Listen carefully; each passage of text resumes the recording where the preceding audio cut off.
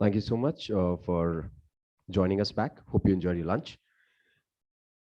To continue the day, up next is a conversation about going the SaaS way, bird's eye view of supply chains in an age of connectivity. It's going to be an interesting conversation, and I would like to invite on stage Mr. Saurabh Sharma, who's joining in as the co-founder of Siuk. Thank you so much, Saurabh, for joining us. Mr. Vikash Khatri, founder Aviral Consulting. Can I please invite you on the stage, sir? Mr. Alok Sharma, co-founder and CEO at Neol Arc Technologies. And the moderator is Mr. Arjun Yadav, correspondent for BW Businessworld. Gentlemen, all yours. Arjun, you have a mic?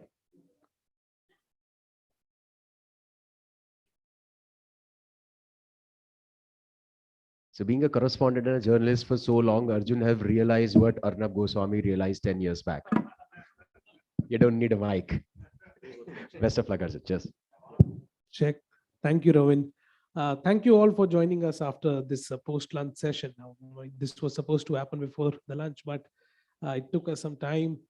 And today, we're discussing going SaaS, bird's eye view of supply chains in a connected world. And there's a lot that's happening in this space. In October, I was at the India Mobile Congress, where Prime Minister Narendra Modi launched the 5G services. And one of the common things across pavilions, be it the top 3 telecom operators in our country and other big companies, all of them had something or the other about supply chain use cases and how it's being connected and what 5G can do. Of course, we'll talk about that towards the later part. But in your opening comments, gentlemen, I want to understand that how the broad understanding and how the supply chain organizations, they are unifying their technology portfolio and shifting away from some of the legacy practices, especially after these 2 years of pandemic. Saurabh, if you would like to start. Yeah, thanks. Hi everyone, I'm Saurabh. So I am co-founder of Siuk, and what Siuk does, I'll just give a brief which will help in answering this question, right? So Siuk is a RTLS platform. We onboard different technologies and we show people an asset moving in real time, and mainly to deliver value in terms of safety, productivity, and compliance. So myself, I was a field service manager back there in Saudi with Halliburton, right? I was handling account of Saudi Aramco. And at that time, I had $1 million tools to be deployed in the field. I had a team of 200 people reporting to me. And my biggest challenge was I did not even knew how my shop floor looks like in real time, right? If a tool comes inside, the truck comes inside, it's parked in the Bay Area for say 10 hours and I have no clue, right? Unless, security guard comes and tells the truck to khada hai, right? And this lack of visibility causes inefficiency, loss of revenue, right? And now companies have realized, that they cannot work in silos, right? So what they want is a visibility and quick action, right? And at the end of the day, everyone has started realizing the value of time, right? They understand the meaning of hold up capital now, right? Earlier, nobody used to talk about hold up capital in ROI, right? Everyone was ki kitne worker reduce kar diye, ya, how fast we can produce. But now in supply chain, people say for how long my equipment, material is going to last in the warehouse, right? Because I'm paying interest to the bank, which comes in crores, right? So companies have realizing this thing and they want more and more visibility, and they don't want different systems. They want platforms now, right? And that too on the shared value. They don't want to invest completely on single platform that I build my own platform.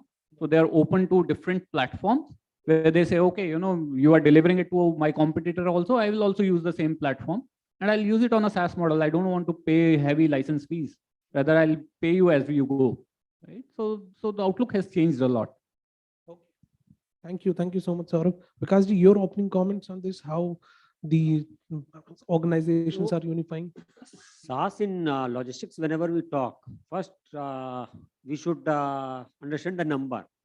As per the report, it's more than $8 billion industry only in logistics. growing at the rate of 13% per annum.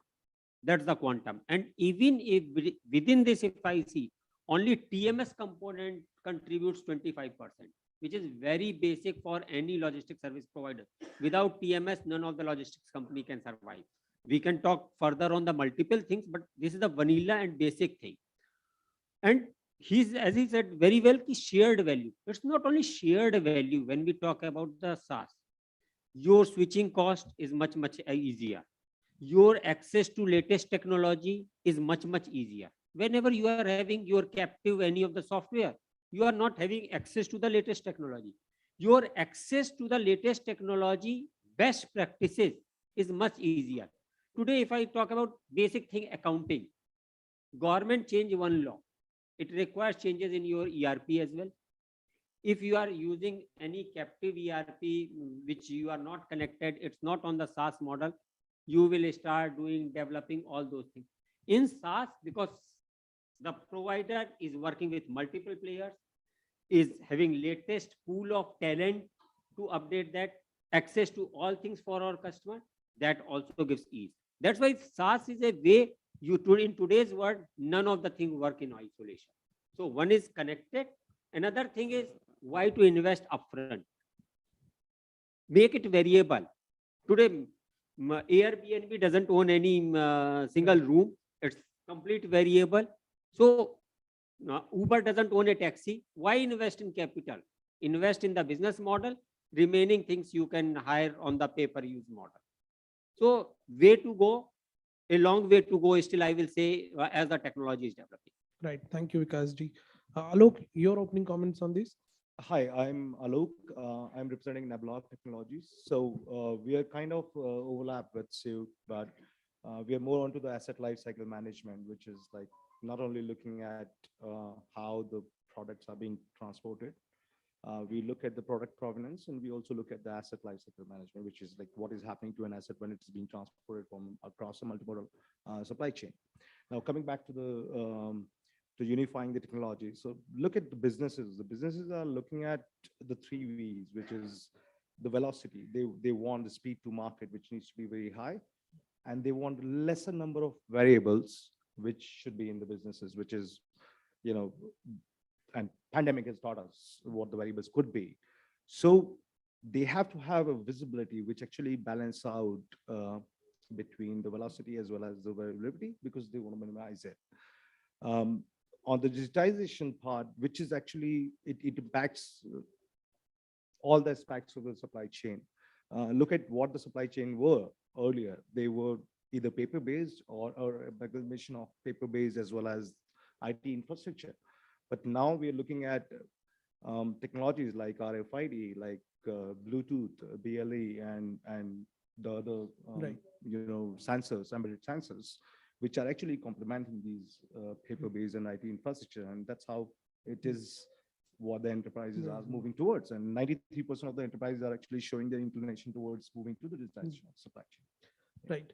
Now, if I get into some of the specifics, when we say, when we are talking about SaaS providers, we look at 3 particular aspects. Let's say improving forecast accuracy, reducing inventory costs, and improving capacity utilization.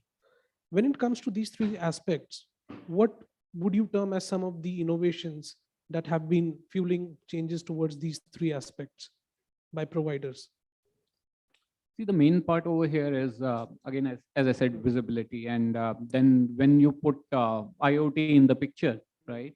So earlier, what used to happen, it was, someone sitting there doing the data entry, right? Say if a truck has been released from one place, when it arrives, someone will do the data entry in the SAP and the company will say the truck has arrived. And based on that, someone will create an invoice. Now with the telematics, what happens, your kilometers are automatically calculated. Rather, what happens if there's a traffic jam, you are able to divert the truck as well, right? And you are able to avoid all the loss which could have happened, right? So what it has given you, you are able to calculate availability portion by visibility. Now, when we talk about efficiency, availability becomes a very important factor, right? So if your asset is not available to be utilized, the efficiency, overall efficiency will go low, right? So when you have visibility part sorted out, you have availability piece, then you are able to do forecasting, right? Because for how long your assets are going to be available, you can do the forecasting and you can plan accordingly. Especially take an example of a manufacturing or supply chain or a port or a logistics center. If they know they can handle 50 trucks and now they can handle 60 trucks, they can move more material from the warehouse. They can forecast more, to their salespeople that bring more customers, because they can utilize the same place more and can turn more revenue, right? So this helps a lot, because with sensor you don't get garbage data, right? With the people entry you might get data which might not make sense at that time, and everything is real time, so that helps a lot. Right. Thank you, Saurabh. Vikas, your comments on that? When we talk of SaaS in supply chain, it's not only 2 or 3 areas. Right. Any area in the logistics, today SaaS is there. Right. You start from TMS, you start from order management, you start from forecasting, data analytics, warehouse control system, warehouse management system. Means none of the field I found where SaaS is, even backend function. Today SaaS is applicable in HR. None of the companies developing their HR solution in-house, because HR developing an HR, a company is having HR team of 8 guys, 10 guys, 12 guys, investing a complete set of resource or talent of IT on HR doesn't make a sense, doesn't create a value. So horizon is quite large. As he said, IoT, you can capture the data, but not only data capturing, you can have in-house or outsource. The benefit of SaaS is outsourcing and making it variable. Right. So we find in every function is growing irrespective of anything. And latest technology upgradation with industry 4.0, this trend is further increasing because data accuracy is increasing. Specialized companies are coming. Now SaaS is completely, when we are talking SaaS for a logistics company, today's architecture of any company's IT system is not monolith. Right. It's modular. So when they are having on the modular, order management I will take from you on the SaaS, TMS I will take from somebody else.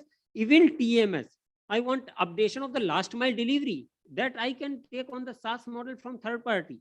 So modularity with SaaS is creating much larger value than only if I talk of only SaaS or taking a product from somebody single source.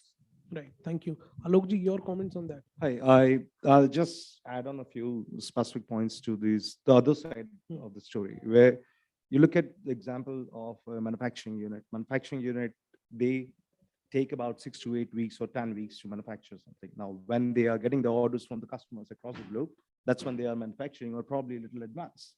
Now, what they don't want to overstock, because if something goes wrong with the customer side and you don't get the orders in time, you will be overstocking. Other way is that if the customer run out of the products, you are actually going to delay it for another 6 to 10 weeks. And that is what customer wouldn't like. So to have this forecasting very accurate, that is what the visibility and artificial intelligence gave us. That I'll cite an example, that there's a customer the enterprises who are actually building the, say, fiber optic cable. They have the customers across the globe, which is like Mexico, Italy, everywhere. And they have the customer yards also. So customer yards, and it is the cable which has to be laid down under. So what they do, they wanted to capture so the product is gone to the customer, but they want to have a customer insight, which means they want to have how much they have consumed until now. Right. This is what the IoT and artificial intelligence can give them. If they can collect the data, the customer insight, how they are consuming the product, they are doing it. So they are upfront ready. So that will stop them from doing it actually from overstocking as well as running out of the products. Right. So this is what the accuracy of forecasting, which is being given by the SaaS and innovations. Right. Vikasji, you pointed out one thing at the start of your answer, that it's not just these 3 aspects, it's the whole chain. But I want to understand from all of you, that's one aspect of post-buying experience that we were talking. What have been the innovations on that front when we come to that, if you would like to comment? When we talk about the customer front, then there are again tools. CRM tools are completely on SaaS. And latest you will say CRM coupled with analytics on the SaaS model is creating a very good value from the marketing end. If I see today, we buy, I will say, you click a product and how algorithm works on the back end. Machine learning learns it, and every company cannot invest on that side, that type of machine learning environment. Cost is a bigger factor on this. And what SaaS does today, if I talk about the blockchain, developing first, blockchain will not work in isolation. In the blockchain, there are multiple players. If a single service provider does, he cannot bring competition on that platform. He cannot, that player cannot justify the cost. Right. So in such environment, also it works. So there are two aspects. One is the cost aspect is also there, which helps SaaS to a larger extent. Such type of innovation are highly capital intensive. When you are in a capital intensive industry, development cost is very high. So recovering that cost from your only single captive source might not be possible. That also boosts it. In the, as you ask, customer end, I think most of the company I am seeing, they are investing heavily on this CRM as well as data analytics to understand the customer insight. Right. Thank you, Vikasji. Saurabh, what is the scenario you're seeing unfolding in that space? When So as a service provider, right, I'll tell you, for me, when I'm selling something on a SaaS model, right, it becomes very important that customer consumes it properly, right? So customer success is very important for us because it's not like selling a Mercedes, but it's renting out Mercedes, right? So if I sell a Mercedes, then okay, I have to just provide post-sale service, right? I have the money in my bank. But when I'm saying that take it on a lease, then if the customer is not using the Mercedes, he will say, okay, let's break the lease, right? And I'll be at loss, right? So at that point, it's very important for a service provider to make sure that the customer is realizing the value of the product you have given him to use, right? So customer success part becomes very important. And for that, we have like put a lot of internal tools, probes and everything, improve the product. And how can we make it better so a customer gets the maximum return? So the way we also do the pricing is based on how much money we are making for the customer, right? Rather than for a new technology, you cannot price the technology that 100 rupees lagega, right? We have to see how much money you are going to make it for the customer, and for the customer to make that money, we have to make sure that customer is realizing the potential he can take from that product. So we are very heavy on customer success. We actually have a team of customer success to make sure that the customer is utilizing the product to the full use. Right. Thank you, Saurabh. Alokji, your views on that? So yeah, I agree with Saurabh. Though there are other aspects as well, because most of the time, enterprises are actually focusing on too much on the sales conversion, that they negate the value of having the secondary sale, which is you sell it to the customer and then probably do the marketing then there itself.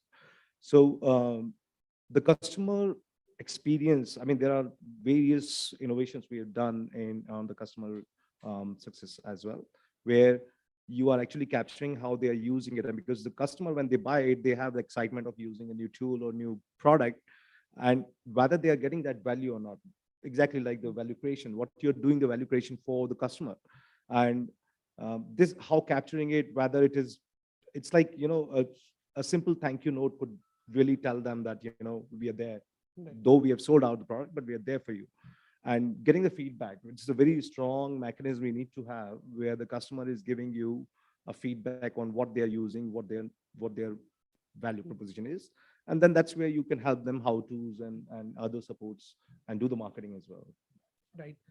Now, since we are talking about supply chains in the age of connectivity, becoming cyber aware becomes all that important.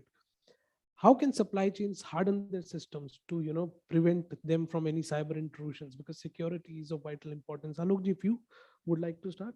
So we have an example which is super micro bug which happened with Amazon back in 2015-16. That's where and what happened is that the chips were supplied and chips were having the malware which needs to get into your system, and that was something which was not detectable at all. And finally, Amazon could only find out during the lab tests that there was a lab test of their motherboard.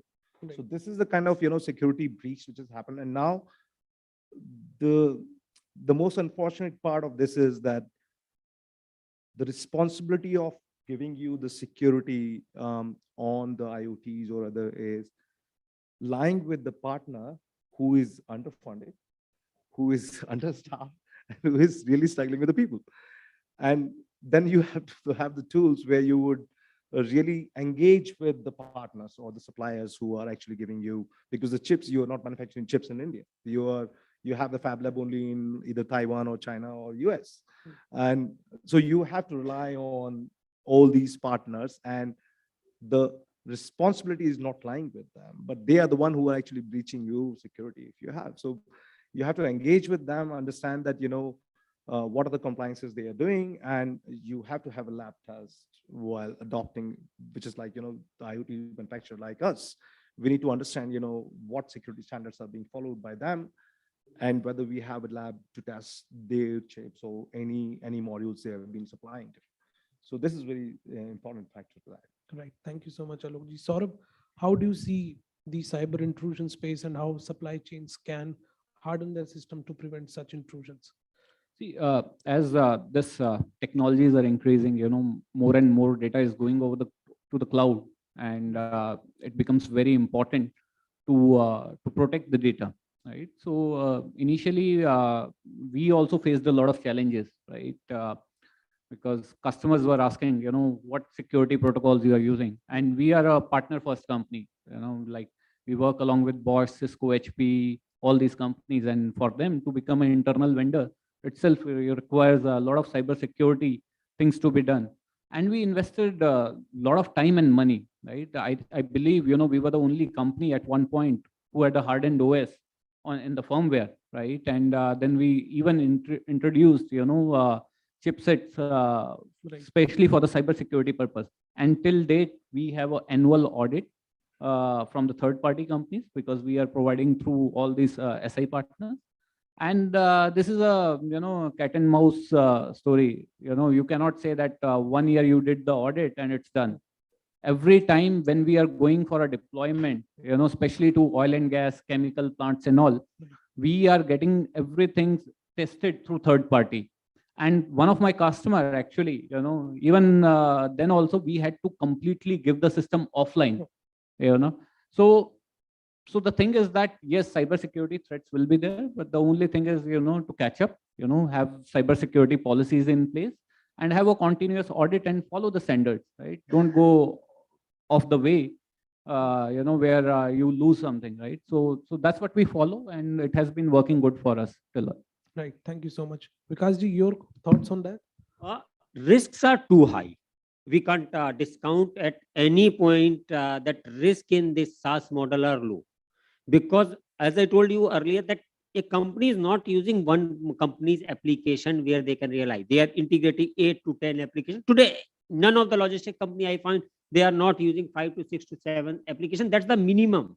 Maximum, I have seen the companies up to the 30 applications they are integrating on the SaaS.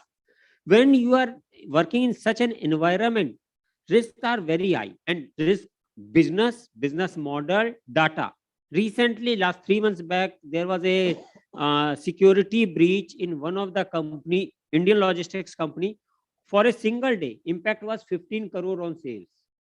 We should imagine the magnitude of impact.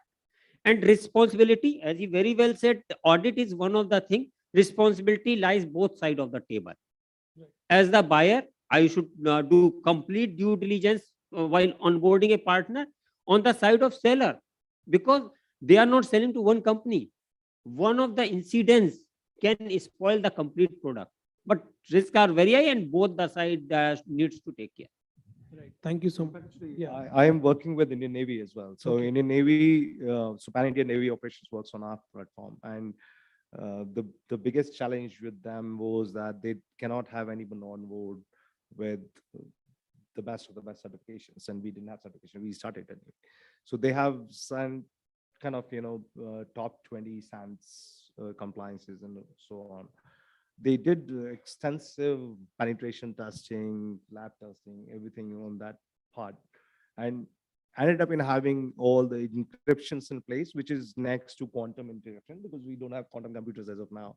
But that's the level of encryption and the compliance you can do probably to avoid any security breach. Right. Thank you so much, Alokji. Uh, I'll go back to the start of the discussion, and that will be my final question to all of you. Now that we are at this stage where India is launching 5G services, although rollout will take some time. But one of the things that I really liked from the Prime Minister's speech when he was speaking at the India Mobile Congress 2022, and that was his message, especially to the youth, that don't treat 5G as something that will help you stream reels at a super fast speed, or help you stream movies on OTT platforms. But this will have to become more about enterprise use cases, and supply chain management was one of the top enterprise use cases that was there. Very quickly, in your closing comments, I want to understand that with this with India at the cusp of this revolution, how do you see 5G revolutionizing the supply chain industry? Saurabh, I would like to start from you. Yeah. So 5G, right? What 5G brings, high speed, low latency, right? Right. And if you see the spectrum of Indian startups right now, they are best at computer vision, right? You go and you check any city and you look at what amazing things startups are doing with the computer vision. You will not find it in any other country, right? The models they have trained right now, you go to an airport, they can track a person, and based on his movements, they can see that if the person is a thief or if he's a normal passenger, right? Everything was deployed in Kumbh and all. So to deploy all these things, what you need is a high speed, right? And for high speed, the 4G and all are not able to give that kind of latency, right? Now with 5G coming in picture, you can do all these applications and you can process the data over the cloud or even edge processing, and you can deploy the models at a very fast rate. Imagine, you sitting in a public bus where CCTV is installed, and you can catch the pickpockets and all, right? Or you have a connected ambulances where the treatment is going inside the ambulance live while the patient is reaching the hospital. All these things are possible with 5G, which was earlier not possible. So I believe this is going to boost startup ecosystem as well, because lot more use cases are going to come up, and it also gives you a lot more bandwidth to deploy more sensors, more connected machines, and everything. Thank you, Saurabh. Vikasji, your closing comments on that?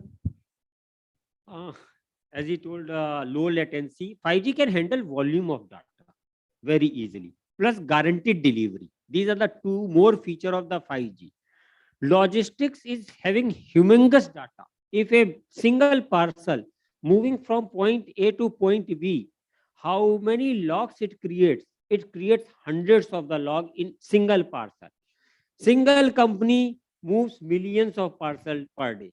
Right. Single country is having thousands of the companies in their ecosystem, organized, unorganized. India must be having more than 5 lakhs logistics companies which are either registered, unregistered, if I put together. So you can imagine the volume of data. In such a cases, data should be accurate, right? Only then it will give certain results. Otherwise, system is garbage in, garbage out.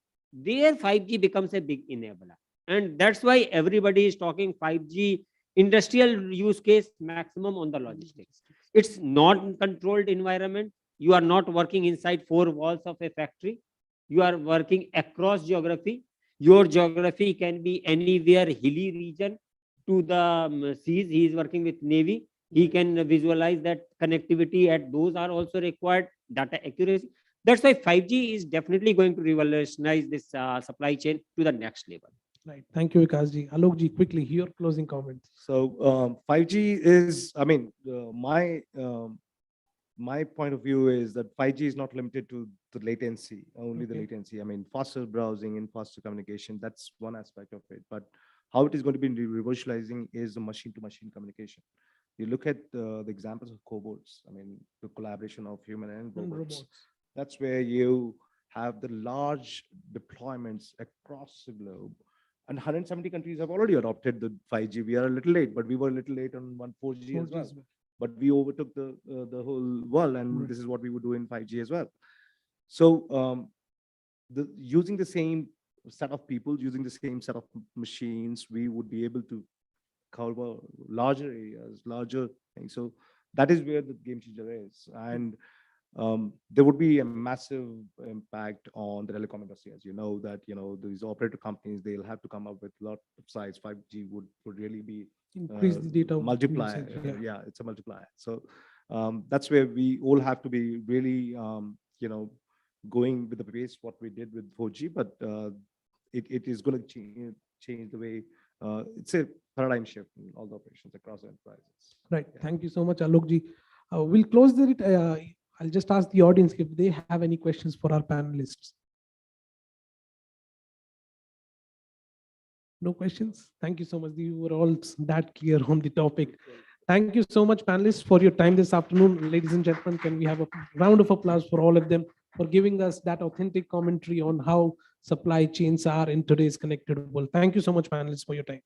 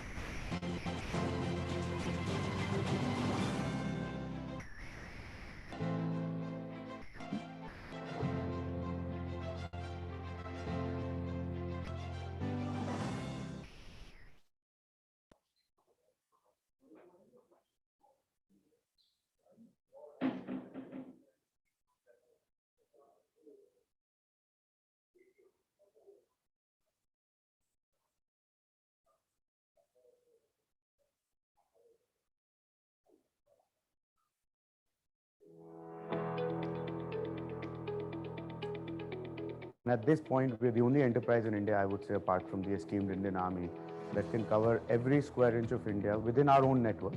Logistics is something that we all rely on every day. While getting stuff from point A to B may seem simple, doing it a million times a year across the most difficult terrains of the country and in remote corners of India is about as complicated as it gets.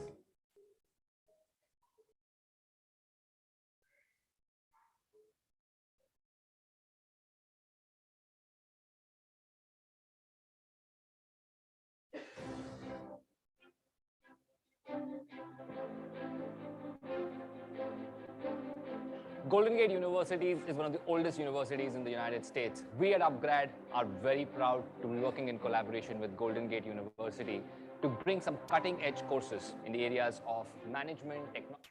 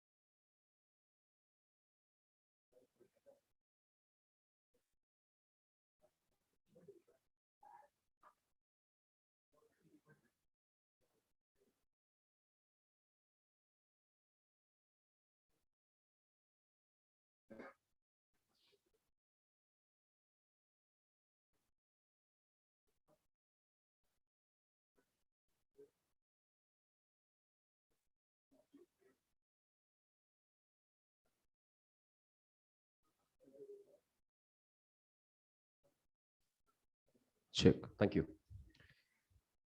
Thank you so much, gentlemen, for that wonderful session. Now it's time we move on to our next conversation, changing dynamics of cold chain from farm to fork to, of course, the commerce side of it all.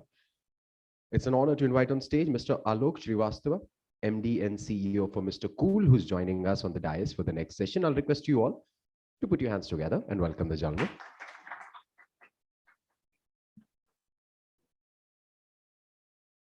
Meera Jhala founder, Frogo. Can I please invite you, ma'am, on the dais? Mr. Mukesh Shah, head supply chain for Devyani Foods, is also joining us in this conversation. I'll request you all to welcome him. Mr. Naresh Java, CEO for All Fresh. Can I please invite you on the stage, sir? Mr. Sanjeev Sisodia, COO for Baker's Circle, is also joining us in this invigorating conversation, along with Mr. Sailesh Acharya, who's the director and CEO of Paracelsus. And of course, we have Mr. Vishnu Sashidharan, that's VP for Climate Technologies Plus, who's joining us in the conversation. Our moderator is Mr. Ashish Mundhara. He's head for e-commerce at Mr. Cool.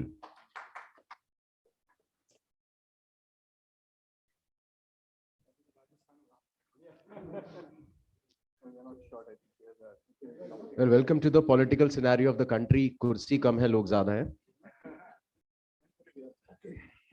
But I'm sure we'll accommodate. All right, Ashish, I'll hand over the conversation to you. Thank you.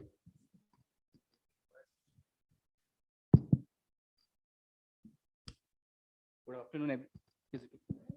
afternoon, everyone, and welcome to the session organized by Businessworld. So I've been told this is one of the biggest panel, and I think they have only given us 45 minutes. So without much ado, I would start with the discussion. So the topic of our discussion is the changing dynamics of cold chain industry from farm to fork to B2C. So traditionally, the usage of cold chain industry is limited to storage of fresh produce, such as fruits and vegetables. According to Ministry of Agriculture and Farmers data, out of 8,186 cold storages with pallet capacity of 37.4 million, around 83% is only used for storage of fresh produce. And that is why they are closer to farms, processing units, and ports. But now, things are changing quickly. Pandemic has changed our lives for good. The trend started during pandemic has become a new normal. As a consumer, as a customer, our preferences are changing. Our palate preferences are changing. Our shopping basket size has also increased. The normal household refrigerator, the capacity of normal household refrigerator has also increased. Also, India's pharma sector has also positioned itself as a global pharma supply hub. With stricter compliances and regulations in place, the need for healthcare cold chain infra is also increased. And hence, as per the industry experts, the need to move closer to the customer has increased drastically. With this thought, I would like to move to my panel. Today, we have some well-known names from the industry in our panel with different backgrounds such as food, QSR, pharma, cold chain, and related technology. Starting with Meera.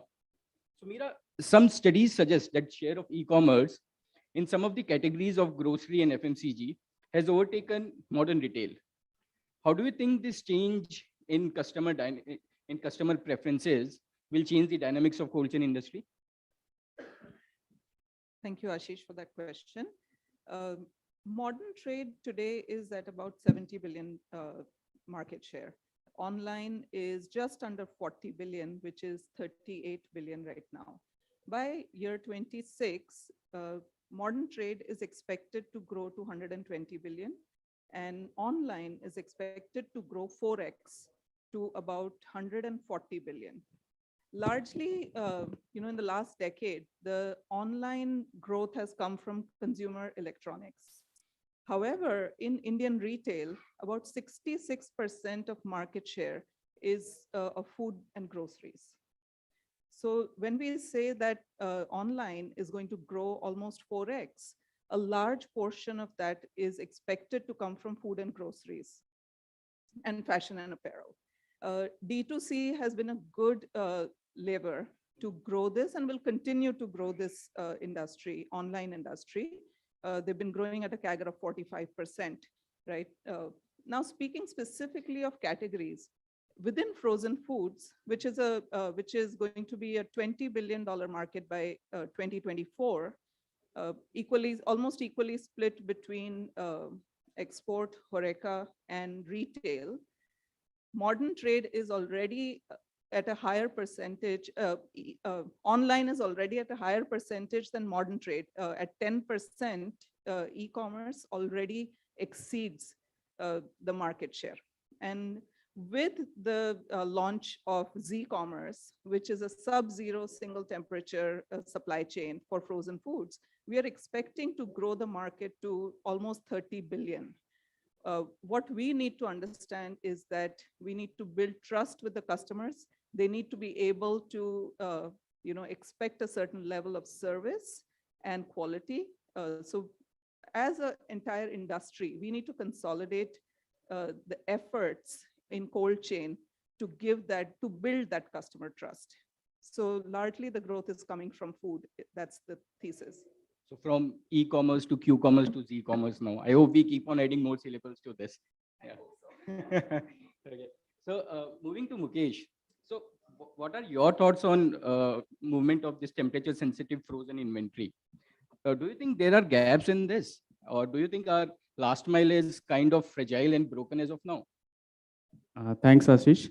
Really, it's a very interesting question because uh, everybody knows that last mile delivery is a painful in this coach industry. Because why I'm saying this, if you see like there are 3 or 4 legs in terms of distribution. For example, first primary is totally like monitoring by the service provider and the consumer as well, customer as well. Then again storage, then again secondary. But there is a tertiary. For example, what I am saying this, why I'm saying this, because there is a phase-wise working like CFA, then super stockist, then distributor, then retailer, then consumer. So till retailer, everybody is in track. Everybody is like visible. But from retailer to the consumer, people are taking in their gunny bags, delivery of the frozen goods. Okay. So what I'm saying ki, because there is a lack of awareness, education and training and infra. Why infra? Because at the retail setup, they don't have the frozen infra. What they are doing, they are keeping in a freezer. Most of the retailers is having a 200-liter freezer, and they are putting this freezer out of the shop or whatever, and they are putting there. When the delivery guy is there, they are just keeping in a like a prongo bag or something like that and deliver it. Most of the times, consumer got the product in a refreezing condition. But like you and me from the coach industry can recognize that it's a refreeze product. But as a normal customer, they can't recognize. And that's basically a deformation of texture. Because a lot of fries items, if it's at a thaw, then freeze, then maybe taste gone. Right. So, Yeah. so we are saying the chain from retailer to the end consumer is broken. Yeah, because and again, like driver, they don't have much educated. What again, I'm saying that everybody has heard about that word. As a educated person is giving a product to the uneducated driver, and is worth of 20, 30, 25 lakhs of product, and he is driving like anything. He's just playing FM and whatever the songs on a record and driving like anything. They don't bother about the temperature. They set the temperature -18. It's okay. I think that's a great point. Training and awareness is one of the points which I would like to cover later in the session. So, Naresh ji, so I would like to talk about this gap which Mukesh has mentioned. So, as per a NCD report, we have a capacity gap of around 4 metric ton of storage and around 20,000 reefer vehicles, which is huge, I think. So have you felt this huge gap is there, or like, yeah? Yeah, good afternoon. Yes, gap is there. Our company deals with apples, plum, peaches, pears, etc. It's very difficult to get the refrigerated vehicles. And some of the fruits come in the summer season when the temperature is 45 degrees.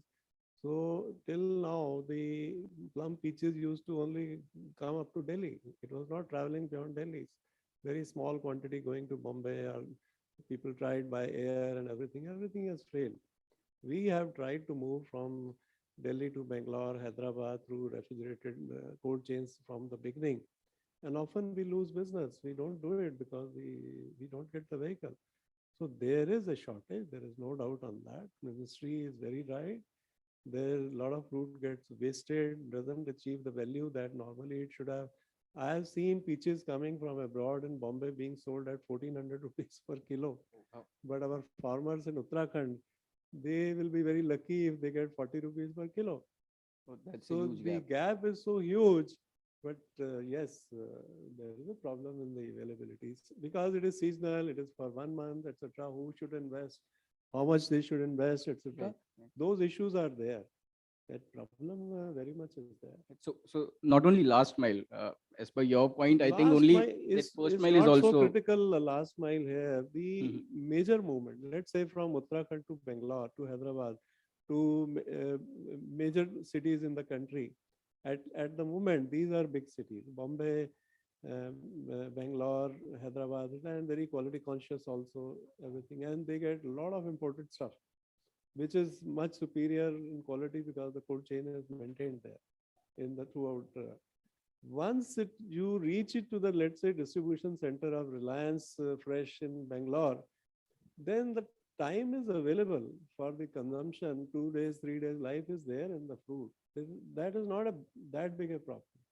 Problem is the major movement from the production center right up to the distribution center. Thanks a lot, Nareshji. Coming to Sanjeev, so as a user of temperature sensitive movements, what do you think is a gap there, and how can we become more customer centric or reach faster to the consumer, I would say? So glad you asked that question because it's not about the gap that we have to address. We have to address the perception. Unfortunately, and that perception cannot be changed by us who are sitting in this room. The perception has to be bottom up. Down to line team. Yeah, the operators who are the truck drivers, their perception has to change. We have to come out of the era of being only a cold chain handling industry, which was doing meats and frozen vegetables. We are much beyond that now. And as a manufacturing setup who does more of volumetric products, we do a lot of desserts. Try and explain this to a truck driver to carry a cake from Uttarakhand to Chennai, and you'll see his face. He will never be comfortable taking that thing because he's not used to it. As far as infrastructure is concerned, we've had many discussions earlier also. And again, since we are moving from carrying frozen meats and vegetables, even our infrastructure, it needs to develop in accordance to that. Because even today, a lot of our assets, which are the deployed trucks, they are not in line with what the requirement is, say for a palletized movement. We were discussing earlier, a truck driver can report at your facility. He will be ensuring and he will be very sure in his mind that he's got the best truck, but then you have to reject that because it has the deformed T grating. For him, poor guy, he can't be blamed. Nobody told him T grating is as important as his unit. So I think a training down the line, especially to the drivers, is the most important thing to do. And as far as last mile is concerned, I think I can talk from both supplier side as well as from the buyer side. There is a huge market which I personally feel is for part load, which is not existent as of now. And I think there is a lot which has changed post pandemic. We are all aware of our PNLs. Gone are the days when we would carry 60, 70, 80 days of inventories. We all work on JITs, but I need 2 tons of load. I can't deploy a 12-ton vehicle. So I think there is a lot which needs to be done. There is a lot which is already been done, but I think there's a long way ahead. So you mentioned cakes and bread. So how do you take care of damages or shrinkages? Like, because it is something which I can eat. As a driver, I can just open the box and eat. So how do you manage that? So there are a lot of checks and balances that we have put in. One, everything that we dispatch from the plant are palletized. The logs of everything which is handed over are digitized and shared with the customer, including the loading protocol, the pallet numbers, the the way it has been loaded, the temperature checks by the driver, and including the photographic evidence. So once it is done, then the integrity is ensured over there. Okay, okay, thank you. So moving from food to pharma now, Saleshi, with India becoming a global supply hub, uh, with increase of demand of these online market aggregators and doorstep deliveries, do you think there is a scope for cold chain industry to evolve with respect to pharma? Yeah, good afternoon, everybody, and thanks, Ashish and Alok, for having me here today. See, we are, basically for pharmaceutical industry as well.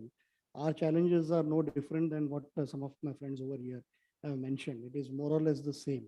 In fact, the challenge for us is even more at times because the sheer value or the cost of the products, that we move is comparatively much higher than the food or the food products that is being handled by the other people here.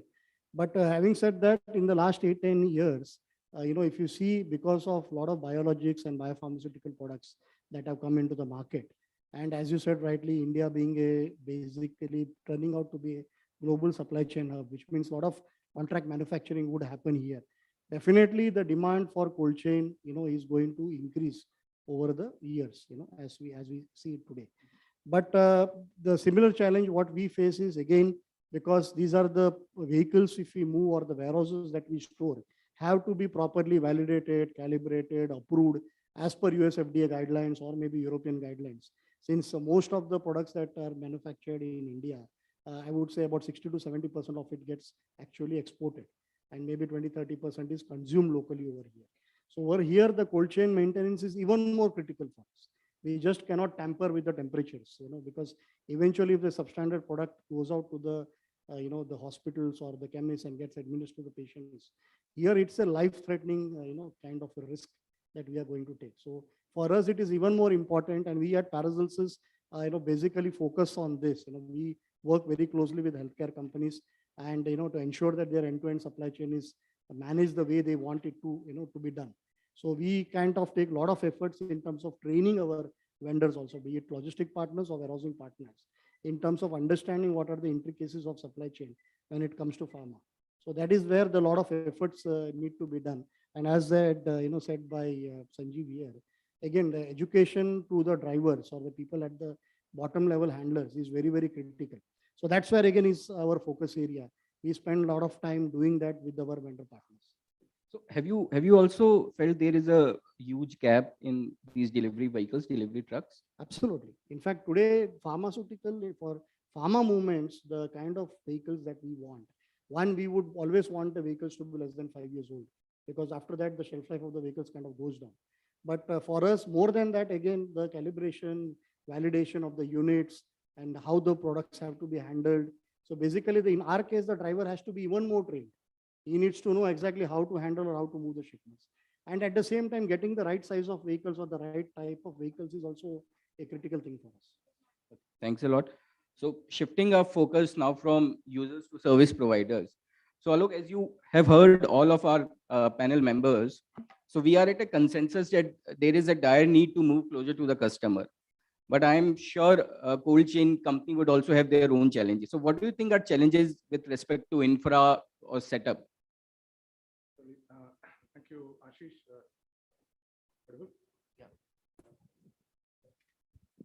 Yeah, thanks, Ashish. I think the panel members here are all primarily from the user side of it, and we come from a background as service providers.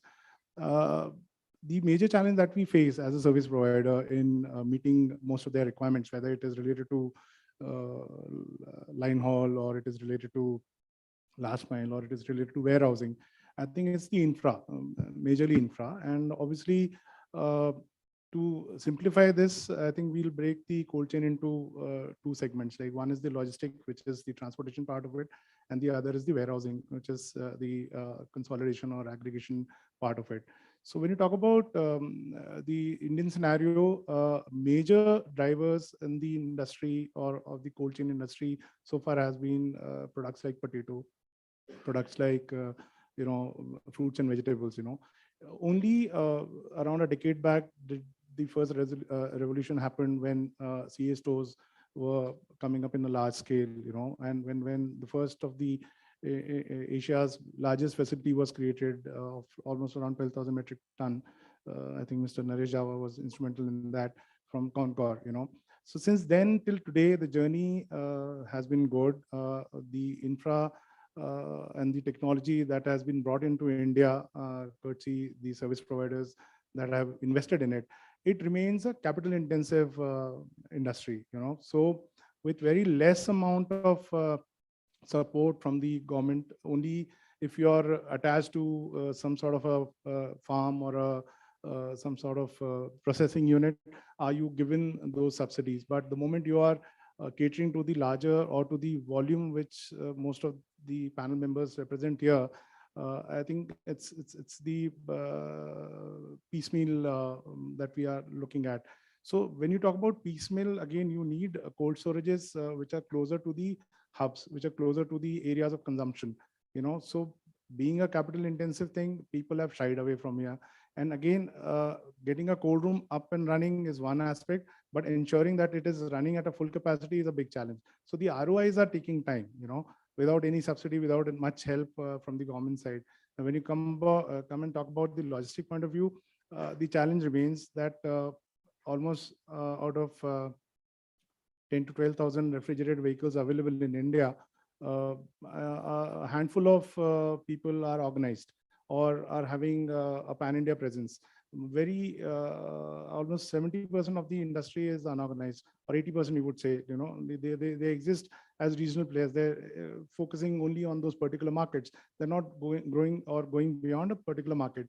So what happens is, obviously, once you invest in a vehicle, you fly a long haul, the return load is becoming a challenge. So because of the diversity that India is all about, the geography that we are blessed with, there are seasons when apples will happen, but it will happen only in north, and it has to travel all the way across. When there's a good poultry season, good hatching season, it happens in south majorly, and it has to cater to the rest of the India. Similarly, is the case with frozen peas or peas per se.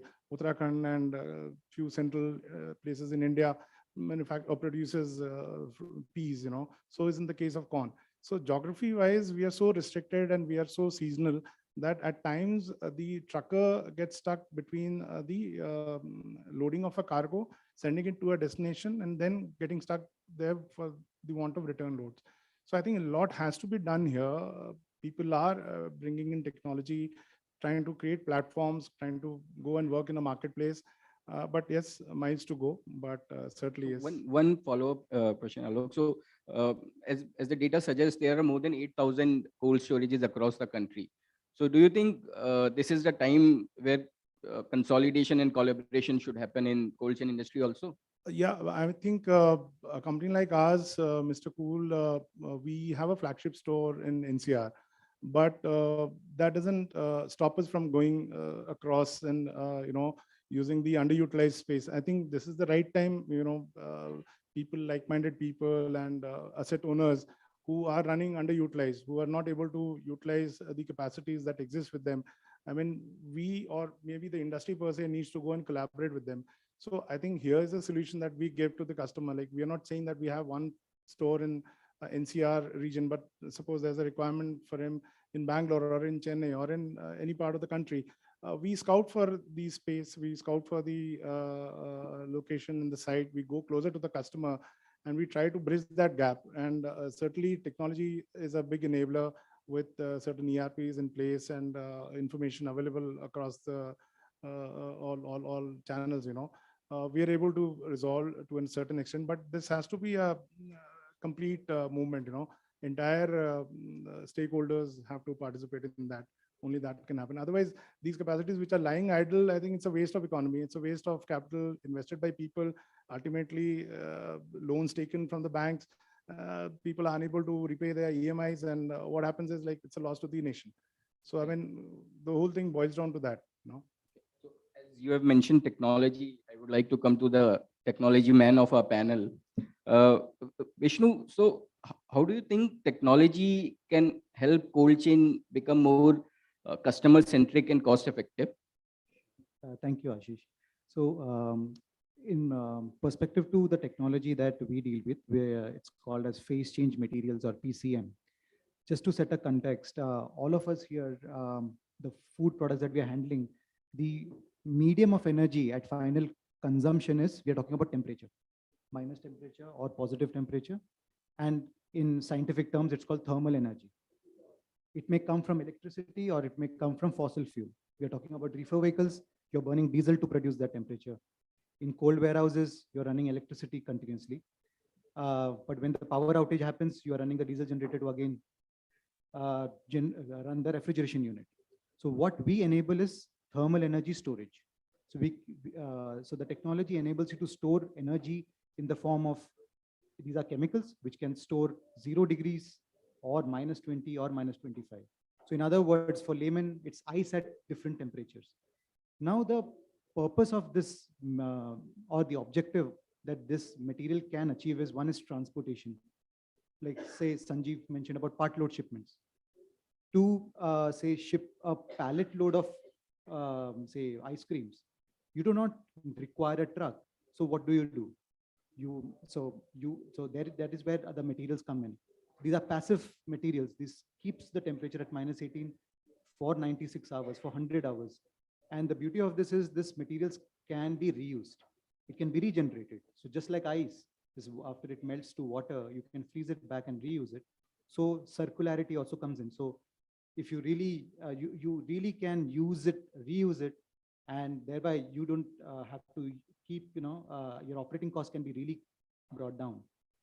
During power outages, that is another case where for cold storages, which are running 24/7, 365 days, there are, PCM also plays a role in increasing the thermal efficiency. So, so if it's a -20 cold room, the compressor is running 24 hours. These materials act as a shock absorber. Each time your door opens, you have a heat gushing in, and that load goes into your heat refrigeration unit directly. So that is where, now this is one technology. There are technologies to trace, there are technologies to sense the temperature, but this is something that is in a nascent stage. Today we are in the cold chain space, quite mature, in the pharmaceutical space and the food cold chain. And customers are today aware that 2 to 8 degree requires a different treatment than a -20 or even a 15 to 25, which is largely underestimated, calling it, say, dry and cool. But 15 to 25 degrees Celsius is a mandate FDA compliant, requirement. So 15 to 25 is not just that, that because in India, Gurgaon is not for 15 to 25. Right. So do you have a medium or a storage medium to keep it at 15 to 25? So that is, so yeah, the technologies can change. Thanks a lot, Vishnu. So I'm sure all my panel members would agree that need of the hour is delivering quality to the customer on time, every time, without much impact on cost or breaking the cold chain cycle. So with this thought, I would like to dig a little deeper. Now, coming to you, Nareshji, as per a study, around 25 to 30% of fresh produce goes in waste. How do you suggest reducing that? As you were part of railways and Concord, do you think part truck load movements, PTL movements through railways or Concord or multimodal parks will be helpful? So we tried when I was in the Concord that we had set up the CS store near Delhi, 12,000 ton capacity. We tried railways also, it did not work. Part load in railway is impossible. The railway has few refrigerated parcel baths. We took one of it to send apples from Delhi to Guwahati. That also flopped. It did not work. The different challenges, many of them. So my understanding is that refrigerated movement better done through road, point to point, that works best. Regarding the point you mentioned about the 25 to 30% wastage, yes, I think multiple studies have proved that there is so much wastage of fresh produce in the country or to that extent. And if you can get your cold chain right, I won't say 30% will be recovered, but even if it is 5-10%, it is a huge gain for the country. Direct benefit. So there is a requirement. You customer sometimes are not ready to pay slightly more, but as the modern retail is coming, as the e-commerce entities are coming, they are willing to pay more for the products which are better quality. And I see hope in that. Once that grows, the wastages and other quality, etc., will all wastage will reduce, quality should.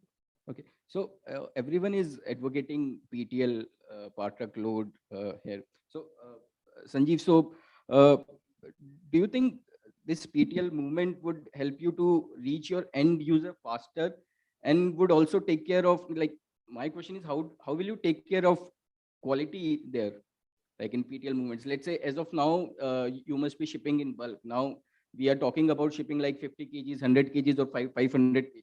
So would this impact cost and quality? Talking about first cost, depends what you think cost is. Is cost of acquisition a cost or cost in use a cost? Even if I have to pay, and I'm purely coming from a user perspective, even if I have to pay a little higher cost for taking services of a PTL, I can always build it in my COGS, right? It's a cost which I'm aware of.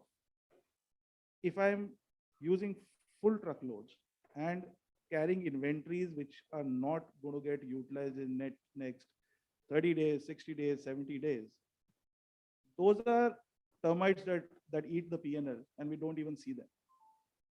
I think post-pandemic, costs are something which is directly seen, and nobody wants to work on huge inventories.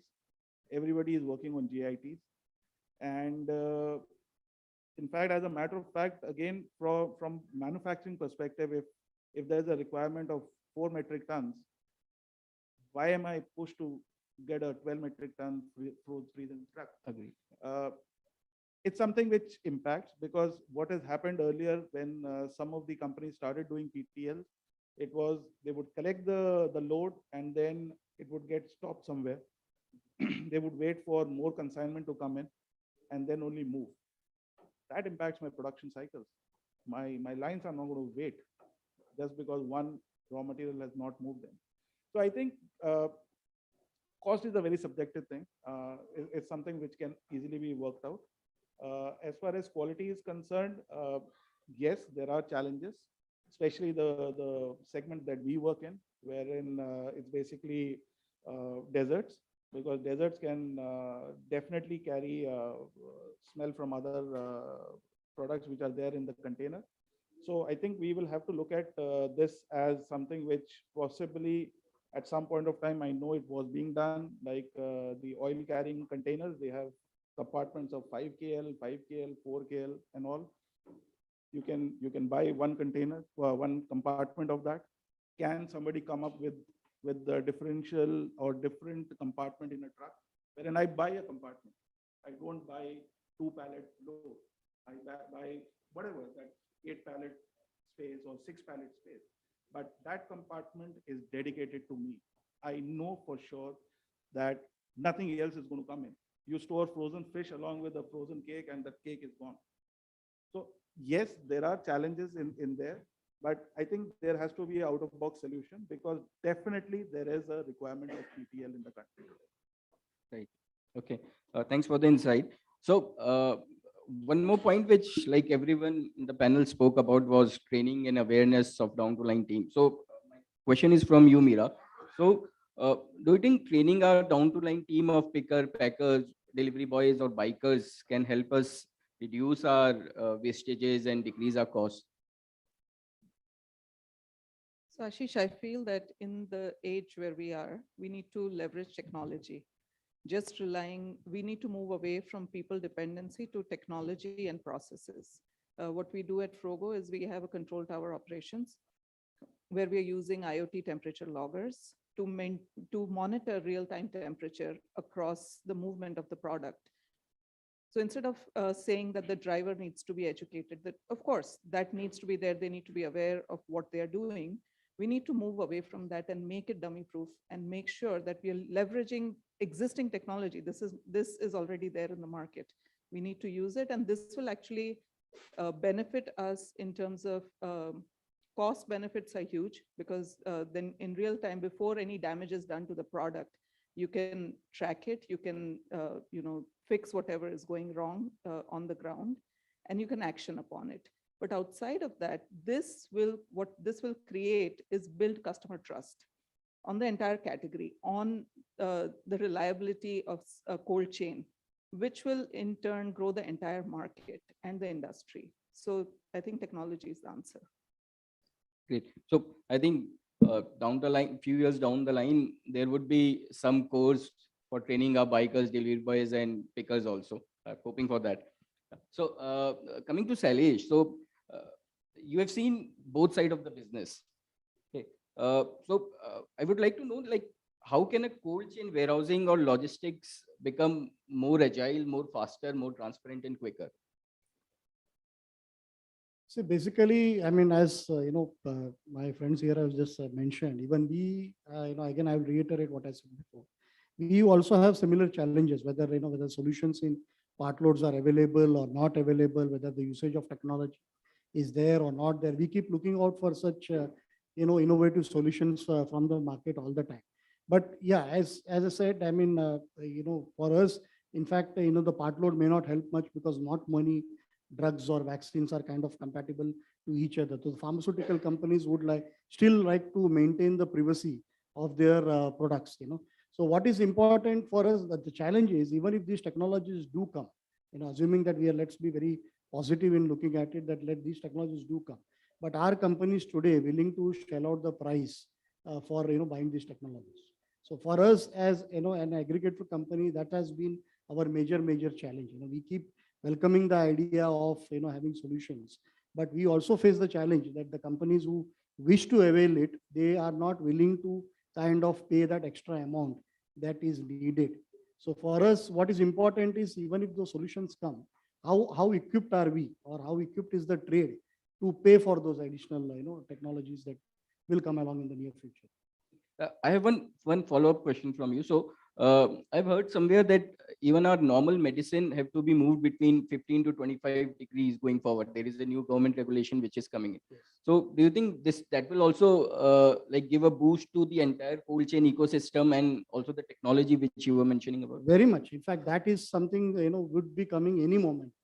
In fact, that has been started getting implemented by many of the pharma companies. They keep coming for looking to shift from the ambient to what we call as CRT, that is controlled room temperature. So most of the medicines that we currently consume we will reach a stage where there won't be any dry truck movement. It will be more of 15 to 20, and then the secondary would be 2 to 8. So in this scenario also, we will need more and more refrigerated vehicles. But in this case, refrigerated vehicles which are good enough to meet the pharma standards. It's because we also face the same challenge. Like when movements happen from one city to the other, there being lack of return loads, our vehicles kind of get stuck. And for us, the other double whammy is that we can't even bring back food. I have to wait for another pharma load to kind of get generated.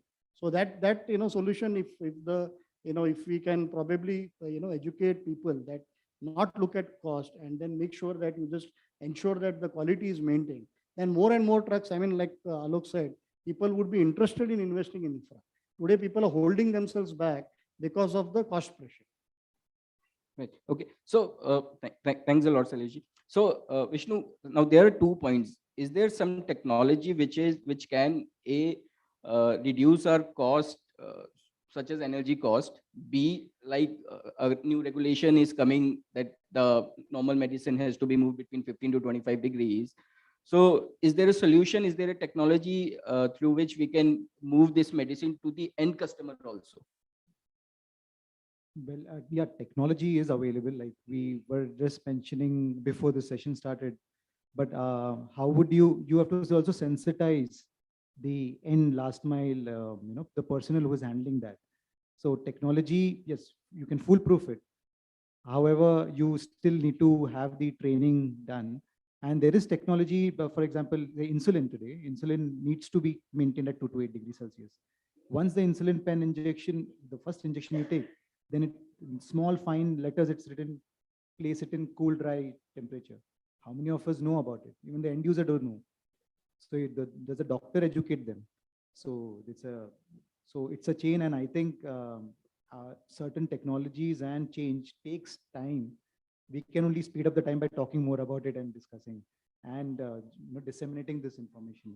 I think that's the irony, guys. So our technology person is saying that training is important, and our labor extensive team is saying technology is important. So I think the blend of both is required. That is the thing.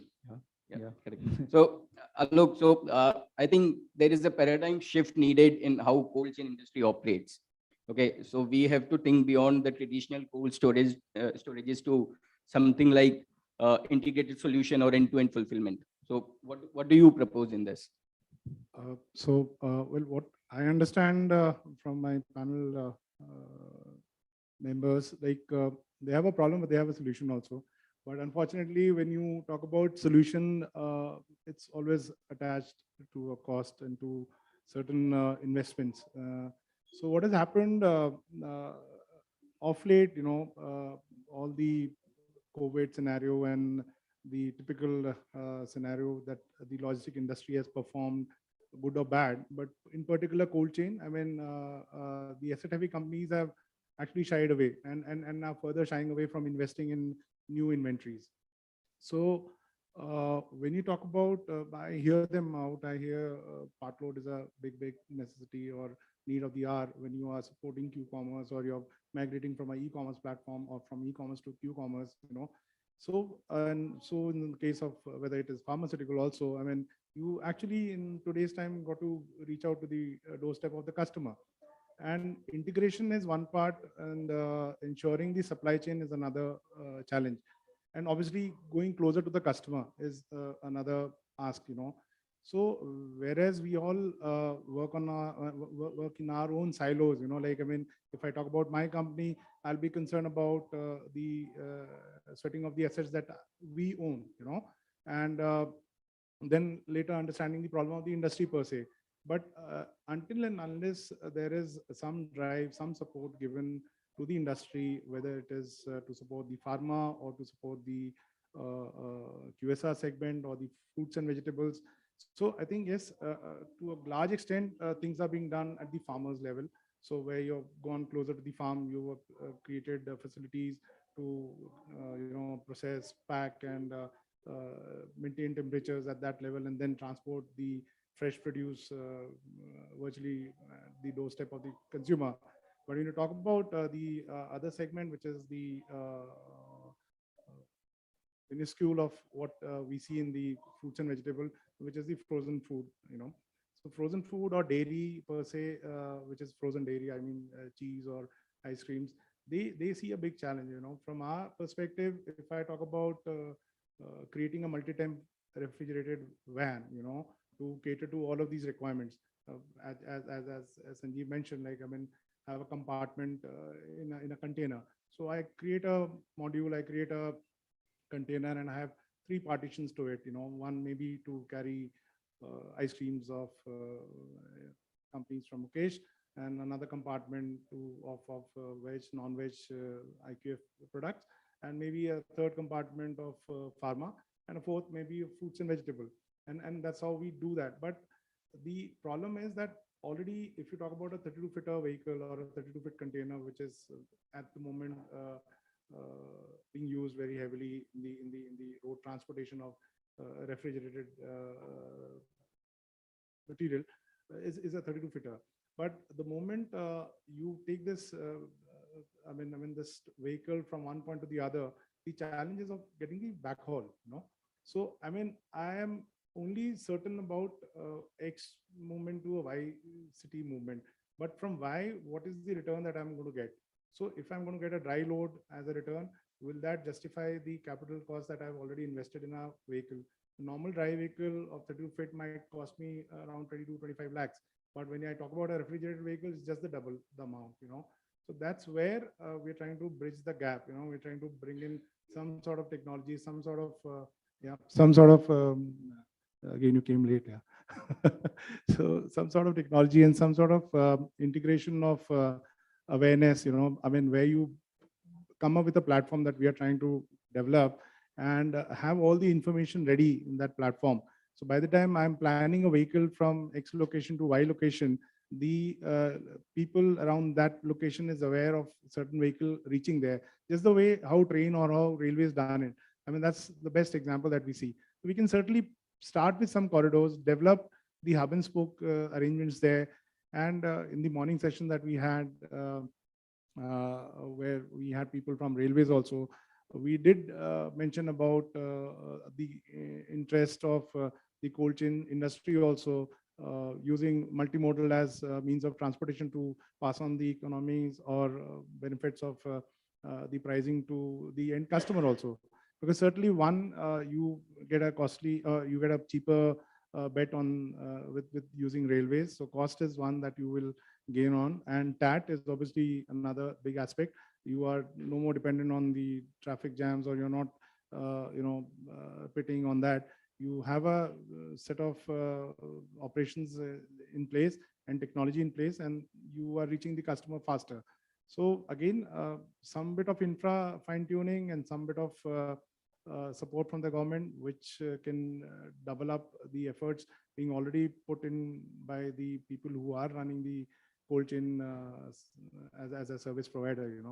So yes, I think, sorry to interrupt you. As data suggests, there is a huge gap of approximately 20,000 reefer vehicles. And you're saying like companies are shying away to go capital extensive. So do you think like nowadays, I think Airbus is also leasing out their 50 crore, 70 crore carriers to these companies. Do you think now it's the time for these Tatas and Ashok Leyland to give trucks on lease? Yeah, and certainly, I think that'll be a welcome sign. I mean, if they really want to sell their inventories, Tata and Ashok Leyland, they came up with the option wherein they were giving a turnkey solution. I mean, otherwise, in normal scenario, a cold chain operator ends up with 3 vendors. They buy the chassis from one OEM, they get the container developed by another OEM, and the reefer unit by another OEM. So there are 3 partners or 3 vendors which develop or give a final product. But in case of Tatas and Ashok Leyland's of the world, especially catering to the Indian market, they came up with this idea and they did this job. They were manufacturing, or they were giving a single window solution to the users or the buyers who wanted to dwell in this segment.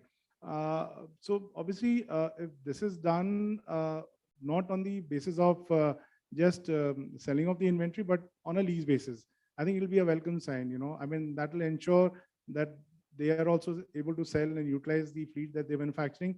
And on the other side, they'll be kind of a operator neutral. So, I mean, whether it is Mr. Cool or Ravi Integrated operating out of Delhi and somebody else takes it up from Bangalore or somebody else takes it up from Mumbai, a common platform of the OEM and fair to all to use it and to book their cargo. That's something that is a food for thought. Great. Thanks to the entire panel for this fruitful discussion. Do we have time? Can I ask my panel to sum up? Is it okay? Or you are short of time? So I'll just one by one, I'll just go through the panel and would ask them to sum up in like 3-4 lines. Salesh, starting with you. So I think what Alok just mentioned would definitely be a welcome idea if this has to happen, because for us, the challenge is, getting the good quality vehicles, what we keep looking for. So if I think, perhaps when you decide to take such initiatives, you should be keeping the pharma sector in mind, try to understand, what is it that our industry wants, and maybe a certain fleet of vehicles, which can probably exclusively be used for pharma and biopharma, kind of a product movement, rather than the focus only being on the food side. I think that is something probably on the sidelines, we should be discussing about. Yeah. Thank you anyways for having me here. Thank you. Over to you, Vishnu. So I think we should look at long-term sustainability of business and also the sustainability of environment. Energy crisis is real. Climate change is real. We did not even touch upon that subject, but carbon footprint. Yes, and our raw material is energy for all of this, what we're speaking. And I guess sustainability and profitability can go along is something that is the last note that I would like to leave you with. Thank you. I think I heard Alok. I would like to correct one thing is that I was never proposing a multi-temperature vehicle. It is something that is too complicated, too complex. I think the need of the hour is to get a two compartment or a three compartment frozen vehicle.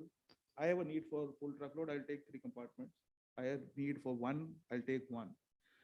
That makes life simpler also for the logistic provider as well as for the buyer.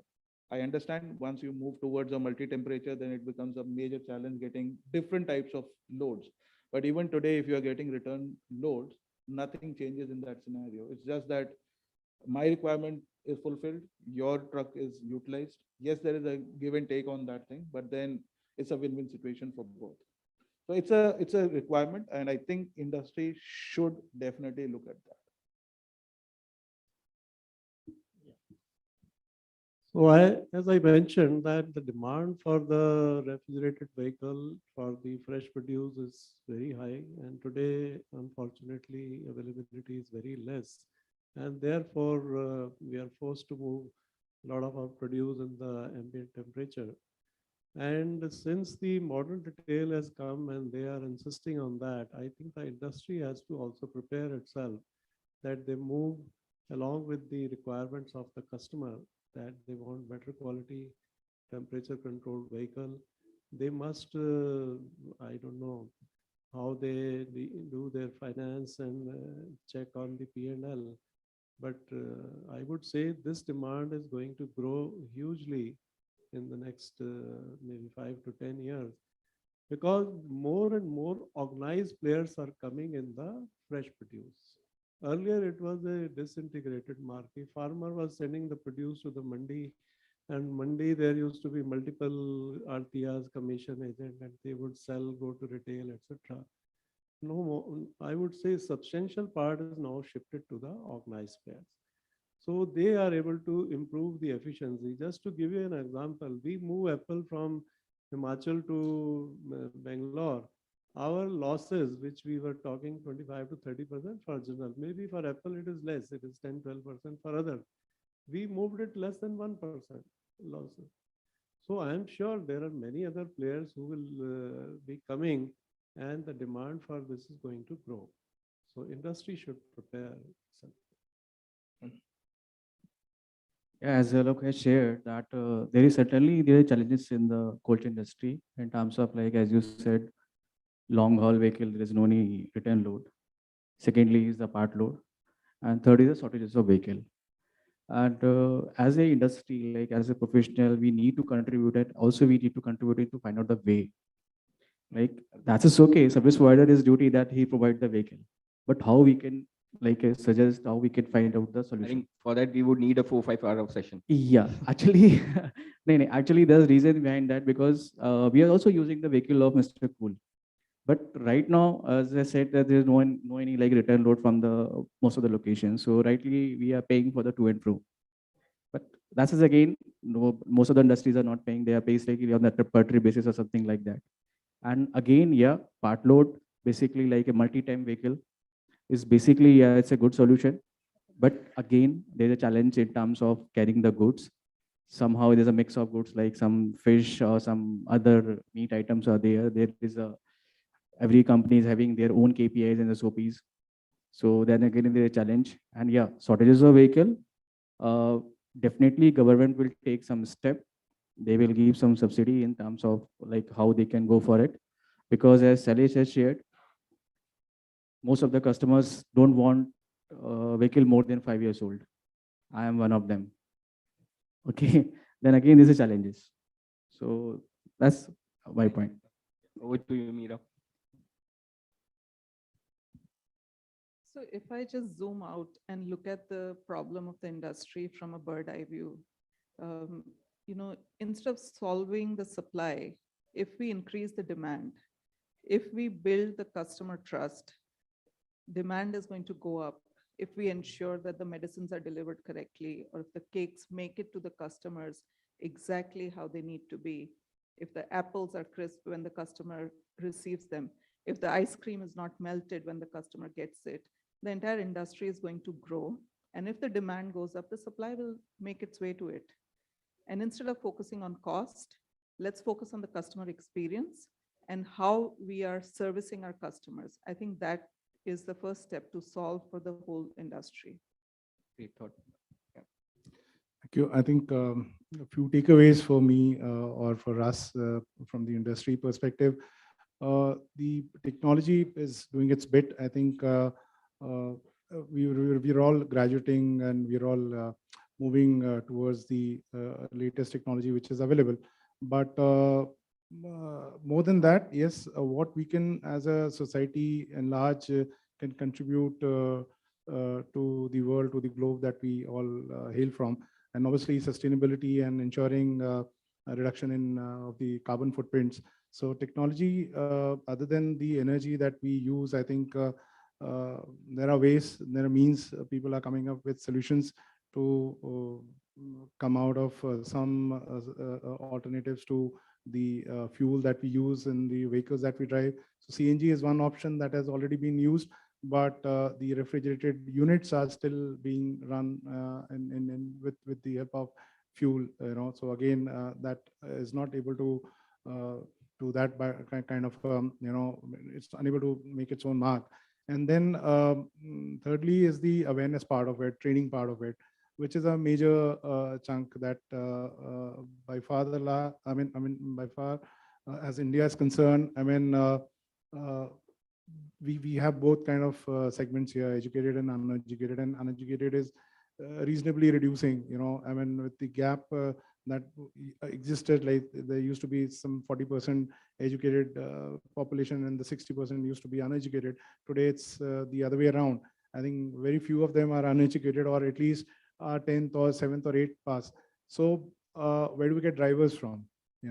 So mostly it's not the segment which is somewhat ignored or not considered as part of the integral chain or cold chain or even the supply chain that we all drive. We are all operating from air-conditioned cabins, but we forget the guy who's actually at the helm of the affairs, but he's driving the economy. So I think awareness to that level, taking care of those drivers, taking care of training the laborers, making your supply chain more mechanical than manual intervention is stopped. Because cold chain, whether it is related to pharma or it is related to food supply, I think the more the manual intervention, the more the chances of cold chain breakage is there. So that needs to come in. So yes, robotics, AI, ML, all that is playing its respective part.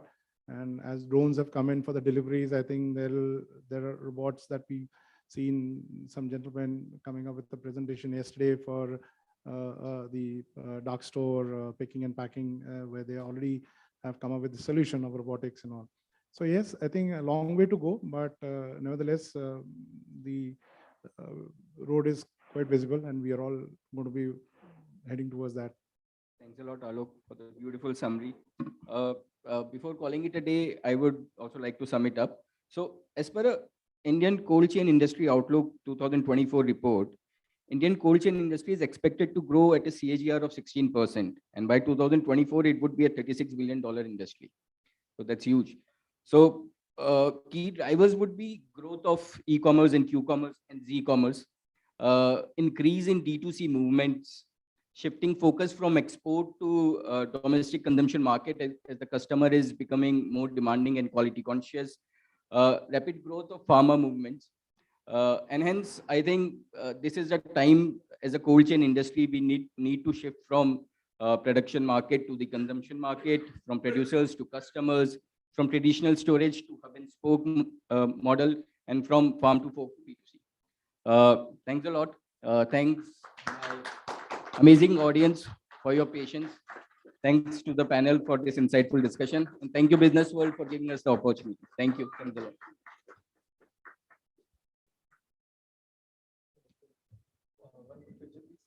Gentlemen, can I please request you to take a picture?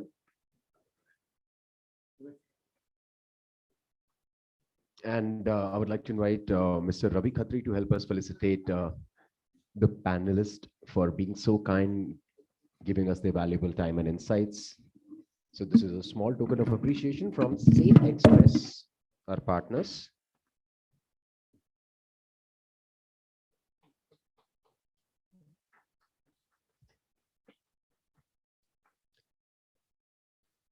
Ashish, if you can help us out in felicitating the panel with the goodies that we have. Sir, if I can request you to take this token of appreciation from us. Thank you.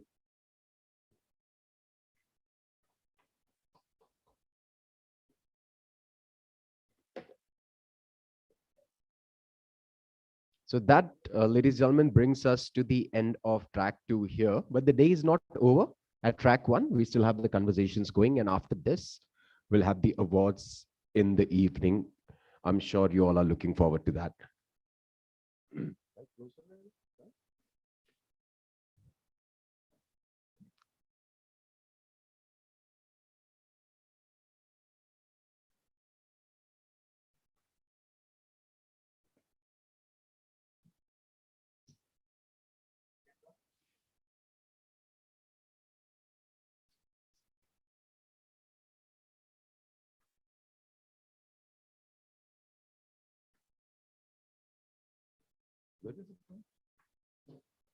So that's it. Thank you so much, ladies and gentlemen, for being so kind and joining us here at track 2 of BW Supply Chain.